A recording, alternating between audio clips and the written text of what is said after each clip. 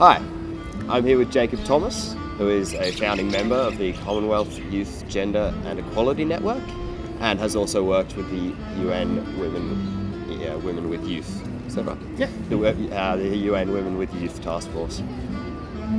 So to begin, when did you first really get involved with the gender equality movement? I think formally getting involved in the gender equality movement sort of started, I don't know like an exact date, so I couldn't say, it was definitely August 12th, 2008. But definitely happened in the later part of my life to date. So I sort of moved from country Victoria, moved to Melbourne, and started studying at Monash University.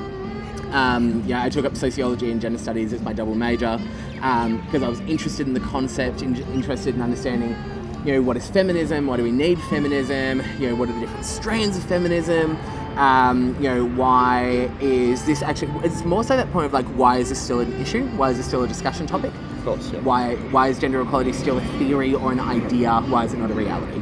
Yeah, no, for sure, that's awesome. So what a lot of people are saying now is that it can't only be women talking about this issue, it can't only be that half of the population who are talking about gender equality. Both sides, men, women, gender neutral people, all have to talk about the issue. What do you think about that? Well, I mean, it's interesting when we talk about like a 50-50 split with gender. Gender is a lived experience. It is gender is here and it's here. And gender very much shapes our daily experiences. So, I'm genderqueer, so I don't identify as male or female. I was assigned male at birth, but I don't identify as male. When we talk about gender equality, it can be very, very patronising a lot of the time. I mean, I'm not a woman. I've never identified as a woman. So I don't want to speak on women's behalf with this. What I will say, though, is that, there are a lot of issues where gender is a very, very primary point that needs to be discussed. If we are going to talk about classism, or if we're going to talk about disparities when it comes to accessing education, or when we talk about things like abuse that is fueled out of racism or xenophobia, if we're not going to also unpack gender in that, then we're going to miss a lot of very unique experiences, and we're going to sort of wipe people's voices out, which again is just perpetuating a problem and not actually trying to solve any of it as well. If we're going to talk about men's involvement within gender equality and feminism, it's a very interesting one. We talk about this idea of women need to be in charge of caring responsibilities. Women have to raise the babies, have the babies, do the baby thing, do the domestic chores. Man's going to go out and be the breadwinner, earn the monies, support, provide, very alpha dominant sort of ideas.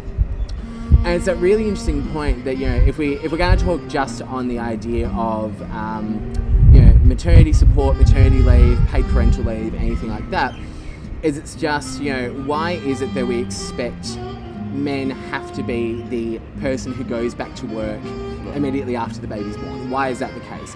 Why is it that we don't see men in a capacity, and we encourage men to ignore their choice and capacity and option for being a caregiver or being a care provider? It's like, why is it then when a man, or the father of a child, I'm going to say the father of the child in this case, whether that's biological or otherwise, but the father of the child, if he is being the primary caregiver that day, why is he babysitting?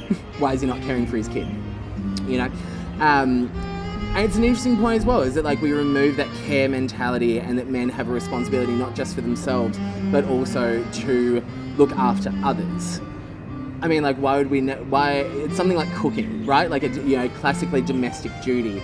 Why would we never teach men to cook? Like, that's survival. If you can't feed yourself, then that's a problem, Absolutely, yeah. And then, you get into these much more intense, very vicious, very visible issues of domestic and intimate partner violence. We get into rape culture. We get into, the murdering of women. Men are doing it. So, of course, men need to be involved in that discussion. Yes, I mean, if you're the perpetrator, if you are the person that raped someone, that killed someone, that beat someone up, then of course you have to be in that discussion. Yeah. Because, I don't know about you, but I find that, when we talk about the rights of women and the rights of men and, how everything is gendered and feminism and, everything that comes with this, I mean, no, women should never just be seen as victims. I mean, it's incredibly patronising. But also, Why are more men not upset that everyone thinks that you're a rapist? Why is that not an issue? So yeah, men need to be in that conversation, but they shouldn't be dominating it. Right. They should be using their powers. They should be using the platforms that they have, if they have them. Because, if we're not going to take that intersectional approach, that's also a problem. But, if we're not going to take the power that's already there and use it for good, and to eradicate and diminish and reduce these very real fucked up problems, then we're not going to get anywhere. So men absolutely have to be a part of that conversation. And it does seem like a really old-fashioned idea that, the women look after the children, women do the cooking, men go and work. John Howard, in a speech a few weeks ago, said, I'm not sure about the actual quote, but he said something along the lines of, the balance of genders in Parliament would never be 50-50, or there would never be at least 50% of women in Parliament, simply because they do perform those primary care roles. They are the caring figures in society. Yeah. What do you think about that? Does that stem on from that? Oh, absolutely so. I mean, I think that if we want to take sort of like a bit more of a passive, softer approach to women's roles, we're saying that, women are better carers, or that's their role, and, that's where you're best placed because, you've bared the children, so therefore you'll know how to look after a child. Raising kids is really hard. It is really, really hard. I don't get when people think having kids is easy. It's very, very hard. But and yes, that's saying that, men aren't caregivers and that it's very hard for them to do that and everything. Also, I would say that there's just a massive insult to women's intelligence. I would say that is an awfully belittling, patronising thing to say. Well, of course women aren't going to get in here because they're women. Get in the bin. It's an awful opinion to have. Yeah. Because at no point are you actually saying, well, of course women deserve to be here and it's our job to make sure that they do have the opportunity should they wish to pursue it. And that's a whole structural issue there. It's like I was having this conversation with a mate a little while back. He's a male engineer, bless, and not all male engineers, hashtag, am I right? But he was saying, there's just no women in engineering. They're just not there. Women just don't apply for these jobs. So of course we don't have women there. And it's like, if you look at the data that's been done there's been a number of really well done studies that show that female identifying students outperform male students in the current Western structures of education within Australia by far. Always outperform. Even into university, they tend to outperform. But when we get out of the bubble of formalised education, we get into the real world of workforce and participation, women just aren't there because, they're getting kicked out, they're just being omitted entirely. If you put a CV in for a job and your name sounds feminine, and you are of an age where it is assumed that you are going to go and have a kid, best of luck. Best of luck, unfortunately, in getting that, in getting a job, in getting employed, because, it's the assumption of just like, she's going to get in, and then she's going to get pregnant, and then she's going to go on maternity leave, and we'll have to pay for it. It's always this arduous, awful thing. That, people are being autonomous with their own bodies. I would hope autonomous with their own bodies and actually making an informed choice as to whether or not to have kids, because, again, not everyone gets that choice. But, it's... why? Why would you be so against people investing in another generation of people? Why would you be so against that? Why would you not support that? Why would you not celebrate that? And that leads into, there's something like a 20% pay gap and very, very few female CEOs. There's, I think it's 4% of company CEOs are female. So it leads into that in that they're not being hired at certain ages, and people presuming that they're going to have to at some point become full-time carers. So how do you think we should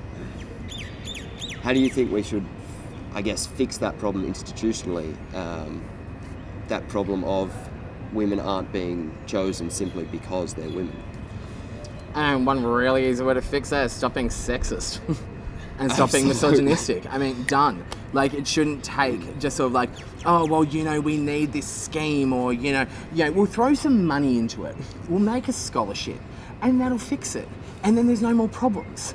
I was in London earlier this year, and I was had the opportunity to meet Baroness Scotland, who's the Commonwealth Secretariat.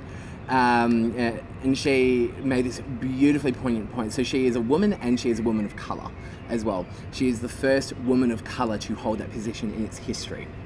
And great, and we all clapped and we all applauded and we were all very excited by that. And she brought up this incredibly important point of, but who's going to be the second? Who's going to be the third? Who's going to be the fourth? It has to continue. It's like this idea of, once we have more women on board, that's fixed. We don't have that problem anymore. And I think that's a very, very reductive way to go about it. Because, it would be in a similar way of, if we talk about, marriage equality, of just like, we've got marriage equality, homophobia no longer exists. It's done. It's not a thing anymore. We have, more Aboriginal and Torres Strait Islander people participating in X, Y, Z priority area. Therefore, colonisation doesn't matter. Like, this is the approach that we keep taking from this institutional point. And I don't agree with any of this at all. I really need to point that out. But we take such a reductive sort of like, tick the box, put a Band-Aid on it, we don't have any problems anymore. And it's completely incorrect. Completely incorrect. Because, just because we have women on boards in companies in Australia, which we do need more of, this is a fact. Because, when women get in those positions, a lot of great change starts to happen. But that doesn't mean that sexism and misogyny no longer exists. Yeah. Best way to stop these things is to stop being a sexist, misogynistic dickhead. Yeah, it's almost as if we're taking a very simplistic view of how to fix it. Just the stats don't themselves fix it. So moving on a little onto your work with SciGen, could you tell us a little bit about that and sort of your role with it? Sure. So SciGen stands for the Commonwealth Youth Gender and Equality Network. We were established last year in Malta by the Royal Commonwealth Society based in London, and a number of other partner groups from that. DFAT was actually a primary partner and financial supporter. So SciGen is made up of a body of young people from numerous parts of the Commonwealth. Currently we have over 30 members. Recently I've actually just been elected to be the executive member for SOGIESC rights, which stands for Sexual Orientation, Gender Identity, Gender Expression and Sex Characteristics. We have 5 key priority areas that we focus on. So SOGIESC is one of them, ending female genital mutilation, ending early child marriages and forced marriages, sexual health and reproductive health rights, and then also looking at youth transitions through education into the workforce. Right, okay. And from that group, it's an international group, is that right? That's correct. So from that group, are there any countries that are really standouts in how they're dealing with gender equality issues, and any that we can really learn from as Australia? Well, I mean, everyone's kind of doing a good job to a point, and everyone has a lot of stuff that they need to fix at the same time. I mean, I think, I actually have a bit of an issue when people ask this in this way, because it comes across as, and it's not necessary to attack you in this one, but can come across in a very patronising manner. I mean, everyone sort of assumes that places like Australia, the US, and the United Kingdom and Canada, everything's fixed. There's no problems anymore. That we're like the be-all and the end-all, and that there's no problems. We don't have corruption. We don't have domestic violence. We don't have high rates of Indigenous incarceration of our young people, where they're more likely to get thrown in jail than actually complete school, because that's cute. Everyone's doing their own thing within their own space and what they can do. When we need to look at gender and the approach in how we reduce gender inequalities and achieve better gender equalities in a very multilateral, very complex way. And I know that that's messy, and a lot of people don't want to do that because it's too hard, and it's not my problem. Gender equality is not just the responsibility of governments. If not always the case, unfortunately, but hopefully, where a democratic system exists and people are able to vote for their government in a manner where votes are counted in an appropriate manner for whatever the voting system is, you voted for that person. So, you have a responsibility for that. Governments in a lot of cases aren't going to take responsibility over things. They're not going to prioritise things. It really depends on what they're after. And that is the case for a number of countries around the world, a number of states, a number of provinces, where it can seem that yes, you have a very open democratic process, votes were counted appropriately, government still is not going to prioritise it. You have situations where governments are corrupt, and that's also a circumstance, and that's an issue. There's then going to be issues around laws and what you can and can't do, what you can and can't say, how hyper-regulated you are as a citizen of that country, or even as a visitor in some cases as well. If we're not going to take that very broad approach, that we're already sort of like doing ourselves in. you know, it's the responsibility of every single person. I know this is super cliche to say this, but it is everyone's responsibility for us to ensure that the world is actually safe, secure, and is celebrating gender. Because it's not. And this is not to sort of get into a wider conversation. I mean, it could, but let's not. But a wider conversation of like, you know, peace and security more broadly, because heaven knows we're not doing that terribly well around the world at the moment. But, you know, if we're not going to actually talk about saying, you know, what's our end goal? What is our end goal with this? Because again, if we keep going with this idea of just like, we just need women on boards and they'll be absolutely fine. Or, you know, I just need a token genderqueer person just on this panel and then we've all heard about it in this great room and therefore there's no problems anymore. We're not going to actually do anything. You can do something small. You don't have to do big, grandiose things. It's calling out your mates when they use a sexist term, like bitch or cunt or slut. It's those sorts of things. It's trying to like make sure that you're not trying to push this agenda of, oh, you know, man up. And, you know, when a dude or a guy or a male identifying person doesn't adhere to this hegemonic idea of what is generally a Western perpetuated idea of appropriate and good masculinity, that you're calling people out on that you're trying to not create an environment that forces that upon people. And also that we're really kind to ourselves, too. I mean, you know, we have this idea of like, you know, I was talking with a mate the other day, a cis female identifying friend of mine, and, you know, we were talking about this idea of, you know, women need to be strong and independent, they shouldn't have to ask for help anymore. And yeah, absolutely, you shouldn't have to. But the issue is here that you still can. You should be allowed to. You should allow yourself to do so. People around you, societies and systems should allow you to be able to ask for help. Simple as that. No single person should have to go through their life alone because of the gender identity or the gender expression or, you know, experience that they have in and of themselves. That's not okay. That's completely pushing disconnection. And we're not here for anything else. We're here to be connected and to support and be with each other. Everyone has a role to play with that.